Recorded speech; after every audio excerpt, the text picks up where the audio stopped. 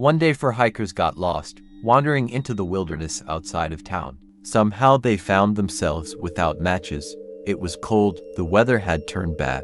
It was evening, and there was no hope that the hikers would finally reach a settlement. Suddenly the hikers stumbled upon an abandoned gatehouse. No one lived in it, and there was no emergency supply inside for lost souls like them. The whole structure was a quadrangular room with a single door and no windows. There was a table in the center, a bench, and shelves along the walls. We decided to wait for morning in the gatehouse, where at least nothing was falling from the sky and no wind was blowing. We tried sleeping on the floor, on the table, on the bench, but soon realized that even under the roof, without a fire, we would freeze to death. We had to move to keep warm, but the situation was not very favorable. We could not see anything, and there were also bulky tables and benches. We invented a relay race. 4 people stood in 4 corners. One went to the next corner, pushed his comrade, who also went to the next corner, and so on. So we spent the entire night in complete darkness, exhausted but not frozen. As soon as it dawned, we left the uncomfortable camp and continued on our way. We were lucky to be out of the woods by noon. One of the hikers later told his friend about that night, bragging about his resourcefulness in the gatehouse. The baton along the walls had saved their lives. His friend listened to the story, reflected, and then said, "You know, there couldn't have been 4 of you.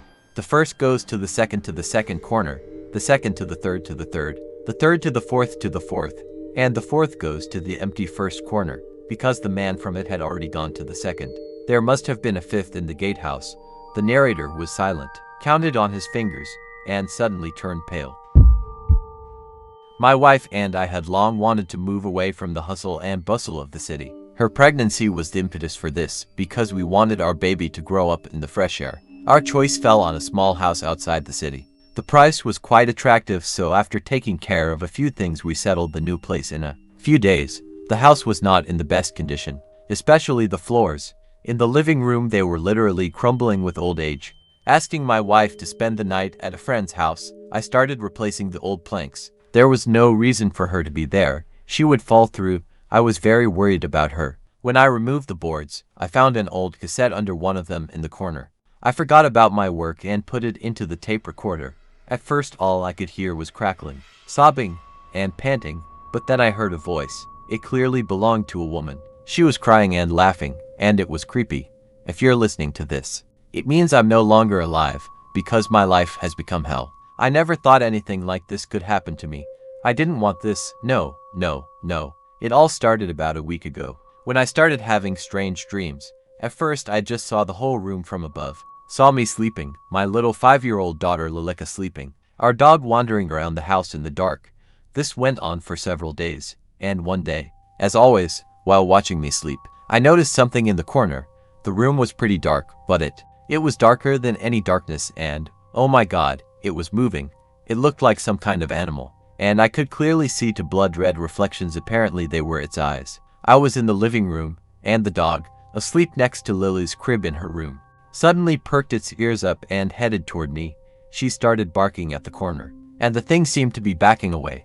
I woke up and saw the dog barking desperately. That's when I got scared. Fear gripped my whole body. The dream was so realistic. I don't know how, but I did manage to sleep that night. The next night, I put my daughter to bed and went to bed myself. I could see myself again. But the thing in the corner, it was much bigger. The thing was slowly crawling toward me. I jumped out of bed and ran to my daughter. It was like a movie. I couldn't control my body. I woke up to the sound of the door slamming behind me. I was standing in Lily's room, and she was sitting in her crib, frightened, looking at me and crying. After somehow calming her down, I sat the rest of the night in the kitchen with the dog. Thinking about it, I had never been sleepwalking, and my house was a mess. The next morning, I sent my daughter to her grandmother's and started cleaning the house myself. I thoroughly searched all the corners. Of course, I found nothing, and I was so tired that in the evening I just collapsed on the bed, without even undressing. At night I saw myself again. I wanted so badly to wake up, but I couldn't do it. The monster was not in his usual place. I sighed with relief. But suddenly I saw it. It crawled out from under my baby's bed and moved slowly toward the corridor. The dog rushed to its defense with a bark. The poor thing tried to bite, but apparently couldn't even grasp it. Meanwhile, it sort of spread out and began to condense around the animal. The red eyes glittered, There was a howl of desperation and pain. I got up and headed for the room. I couldn't control myself. My greatest fear was that it would do something to me. When I walked in, the monster had just vanished into thin air. Just my dog. My beloved, loyal dog. The one we'd been together for 9 years. Lying there with his throat torn out, wheezing and twitching. I leaned over her and cradled her in my arms, and at the same moment I woke up. We live secluded, almost in the woods, but my scream must have awakened every living thing within a couple of kilometers. My dog was lying in my arms just as he had been in my dream, with his throat torn open. My hands were bloody, the floor was bloody, blood was everywhere. I threw the dead body away and ran outside, sitting there until morning. It was scary out there, but it was even scarier at home. In the morning, I still went home. I think that's when I threw up. I buried the dog in the woods, then washed the floor and took a hot shower myself. It got a little easier. My mom called. I decided not to tell her anything. Just told her that I forgot to lock the door and the dog ran away in the night. Lilica was very upset. Mom said she couldn't babysit her anymore because she had to leave for work right away. I was terribly mad at her, but there was nothing to do. When I brought my daughter home, I realized that we couldn't stay here. I gathered my things and dragged Lilia, still mourning her dog, to the car. Everything seemed to be in order, since I had just gone to town to pick up my daughter. But now the car stubbornly wouldn't start, not at all, nothing. So as not to frighten my daughter, I sent her back into the house, and I myself cried and kicked the car as hard as I could. It was getting late. I was scared. I knew I couldn't sleep. All night with the lights on, I sat in Lily's room, over her crib, guarding her sleep. Everything was fine as long as I was awake. In the morning, I called a friend, asking her to come and pick us up. She agreed, but she never came, and I waited all day in vain. The evening came again. I was already exhausted. My daughter had gone to bed, and I was sitting in the kitchen, emptying my third cup of coffee. I decided to read a book, but the lines were blurred and my head hurt terribly. Suddenly I saw myself again. How could I sleep then? How? It was crawling on the floor toward my daughter's bed. Its eyes no longer little flames. They were glowing with hellfire. It was tearing the floorboards apart with its claws. Yes, it had killed my daughter. It had killed my Lilica. She hardly suffered. It had bitten her throat and torn her body apart with its claws for a long time. I watched the blood splatter on the walls. The monster growled and clucked. It ate my daughter with an appetite, a bloody animal appetite. Blood dripped from the crib while I slept. Drip, drip, drip. I can still hear that sound. When I woke up, I could taste the copper taste in my mouth. I didn't want to open my eyes. I knew what I would see. Still, I made an effort. It was still dark. I was sitting on the crib, next to what was left of my sweet Lilica. Her blood was on me. I jumped away in horror, and accidentally saw my reflection in the window. I couldn't describe it in words. It was horrible, even scarier than my mangled baby. My hair was tangled and stained with blood. My face was also covered in blood, and there were thin strands of blood coming out of my mouth. I thought I was going to vomit, and then I noticed my eyes were glowing red. I don't know why I'm sitting here writing this down, but I have to warn anyone who ever comes into this house that you can't live here. I hope I save someone else's life, because my life is already over. The tape ended. After that, I felt the full extent of what the expression hair stands on end means. Trying not to panic, I thought it over. Maybe it was just someone else's bad joke. A very bad joke. As I carried the old boards out, I noticed some scratches on them. I broke out in a sweat. It couldn't be true. It couldn't. A week later, the small town was shocked by the news. A young man had brutally murdered his wife and eaten their unborn child, then fled the scene. He was never found. I worked in an oil field in the north. The place was remote, with a name that in the local dialect meant something bad and evil. None of the locals called it directly. They said rotten swamp or black swamp. Nobody really knew why. There were rumors about some misfortunes and disasters, but nothing specific. So, the situation: winter, -40 degrees, everything in the snow, deep night, bright moon. I need to get from the main base to one of the wells.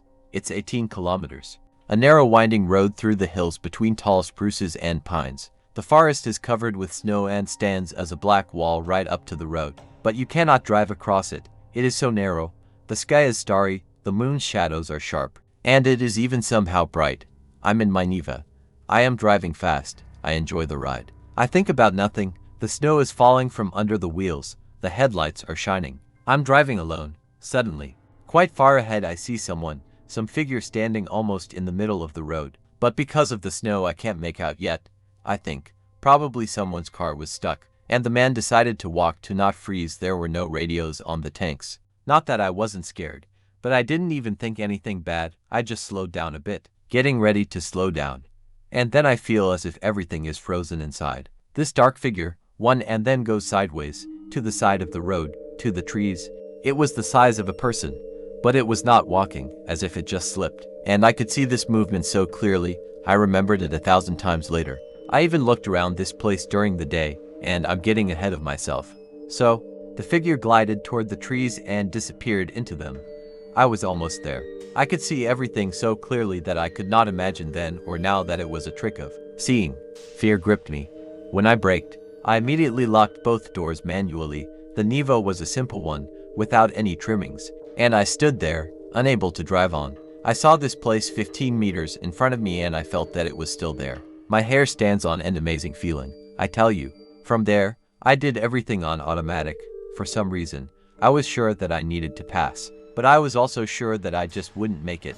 So I, like in a trance, engaged reverse gear and gave the gas. I drove about 40 meters away and stopped. The tension was gone, but I can feel it in my bones that I'm not the only one. And then I just hit the gas, and I'm on my way to this place. As I got closer, it got really uncomfortable. Normally I try to ignore fear, but this was something else, some kind of instinct. And then I was almost there. 10 meters. 5. I turned my head to the right, and there was a little gap between the trees, and there it was, just something black, as tall as a man. I, without turning around, put the pedal to the floor, and literally flew away from there. I only remember cornering like a real racer. I never thought I could drive like that. I came to the well, went into the trailer where the operators on duty sat. There were only 2 people at the well at night, and they were looking at me like I was a ghost. And they asked me what I saw. I didn't answer anything. I was still in shock. And one of them suddenly starts babbling about how they have this night on the perimeter of the site as if someone walks, but they cannot get a hold of. They look, I think someone is standing. Try to approach, no. In general, I hinted to them that I also saw something. We then, I remember, barricaded the door, and when we had to go out to the well to take readings, then all 3 of us walked around with crowbars, but fortunately there was nothing else. In general, we behaved a little bit like children then, scared and kind of wanted to turn everything into a game. Only in the afternoon we realized that everything was really scary. Later, I went to the same place in the afternoon. I got out of the car, saw that gap between the trees, but didn't find anything special. This horror story happened to me 5 years ago. I was 19 years old at the time. I and my 2 best friends decided to go hunting. We went to the taiga, where we would not meet many hunters, and the area was familiar to us. When we arrived, we spent the whole day getting ready for the hunt. In the evening, we built a fire and began to have supper and drink a little. After about 3 hours we were asleep. I suddenly woke up late at night. My head was pounding. I looked at my watch. It was 3:30. I had to pee, so I went to the bushes. Suddenly, not far from me, I heard a crunch from some movement. As it seemed to me, it was something big and it was coming toward me. The hops immediately went out of my head. It must be a bear, I thought, and I raised my carbine, which was hanging behind my back. But then, some incredibly fast and huge creature flew straight at me and threw me aside with a strong blow, after which I blacked out for a while. When I woke up, I felt a strong pain in the chest area. Apparently a couple of ribs had been broken. I got up through the pain and walked towards our camp. As I got closer, I saw a horrifying picture. One of my friends was lying dead. He had no head. Apparently it had been ripped off by this horrible creature. My other friend was clutched by the same monster with a clawed paw. The monster was about 4 meters tall, and its body was covered with huge muscles. But what caught my eye were its very large paws. After a second there was a terrible crunch and the body of my second companion crumpled in the clutches of the horrible monster. I took him with my carbine and opened fire. The monster shuddered, turned, and darted toward me. I aimed single shots directly at it. The monster, getting 2 in the head, howled and darted away, disappearing behind the trees. It took me 2 hours to get to my car and get to a place where I could get cell service. After a while, help came. But the worst part was that the bodies of my friends were gone. Only a few bloodstains remained. No one believed my story. You understand, suspicion fell on me. A criminal case was opened, which ended in nothing.